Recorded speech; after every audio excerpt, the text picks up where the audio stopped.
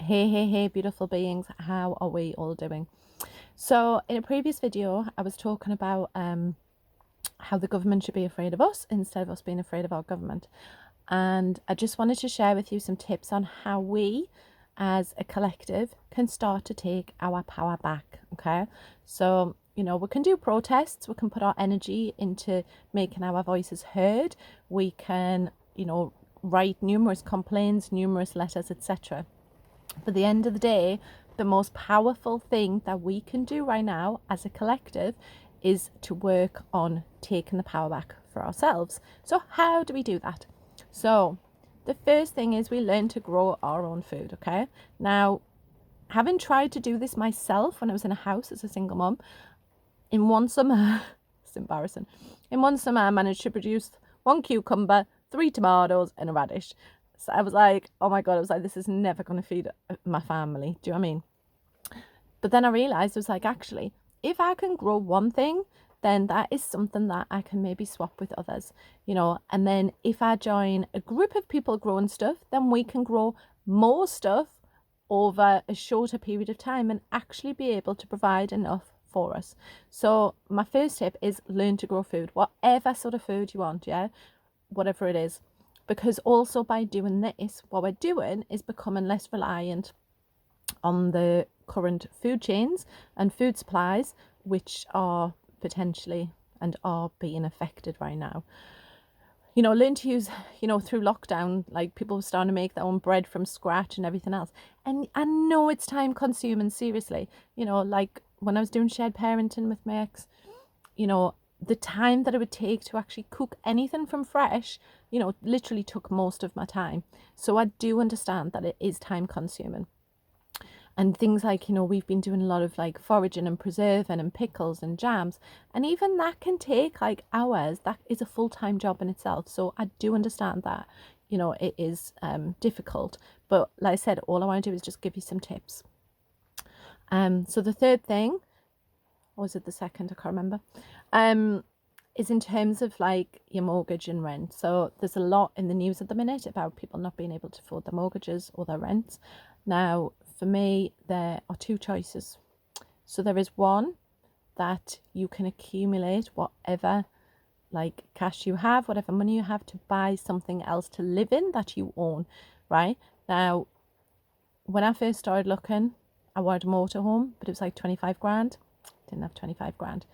So instead I found a caravan for £1,100. And that is mine. That is what I own. That is something that I can live in. Yeah. Now, so you can reduce your mortgage rents by, like I said, buying something to live in instead, and then that will reduce those costs. Okay.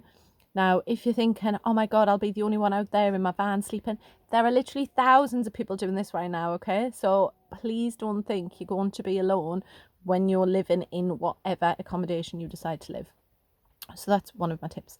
The other one is to, we've got this Don't Pay UK coming on October 1st.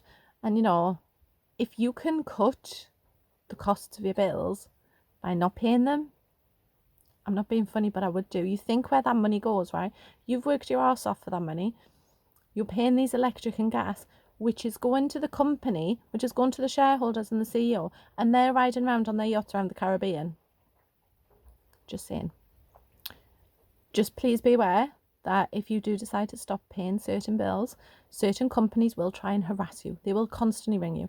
So I had a water company kept ringing me maybe 7 times a day. So I only ever answer my phone to people that I know. So I just refuse to answer. It can feel a bit scary when you're starting to rebel against the system. And it can bring up a lot of triggers, a lot of stuff, but it's something worth contemplating, because at the end of the day, we are entitled to, not entitled, that's the wrong word, but yeah, we are entitled, to water.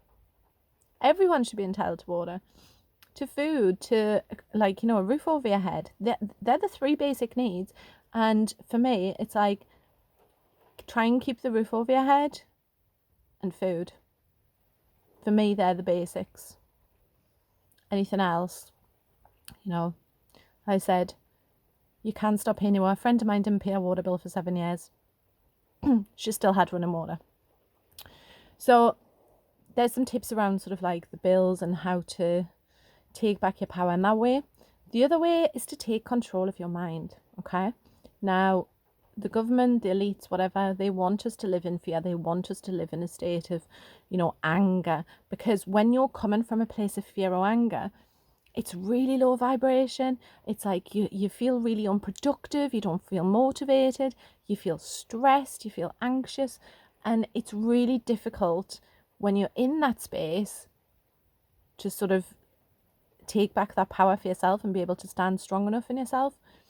So you can come out of that fear and anger space by switching off social media, switching off the media, learning to meditate, starting to meditate, journaling, doing things that you love, putting on some amazing songs that, like, for me, there's been some amazing music videos here on TikTok that I absolutely love, and I've heard the song and then it's like on my speaker, full blast in the caravan in the morning, and I'm like, way, and that for me lifts my vibration. Singing lifts my vibration. Doing these sort of things will start to take you out of that place of fear. And when you start to raise your vibration, then you notice that a lot of the things that are starting to cause you stress, anxiety, etc., they feel different. It feels a bit easier to manage and to handle. So taking control of your thoughts is something that the government doesn't want you to do. They don't want you to think for yourself. They don't want you to trust your intuition. They don't want you to be free, right? But you do. You deserve to be free. And by learning and starting to do things individually for yourself and not looking to an external other to come and save you, will have a massive, massive impact, not only for yourself, but for others around you as well. Because when people start to see what you're doing and that you can do it, then others will start to come along as well. So basically, if you feel in a space to be able to do even one thing to start taking back your power from the government and from the system, do it. And then share it, and then share how you have done it so that you can then help others to do it. That is how we are going to stick together and how we are going to survive this, whatever you want to call it. So start thinking about that. Decide today one thing that you can do to take back your power against the system.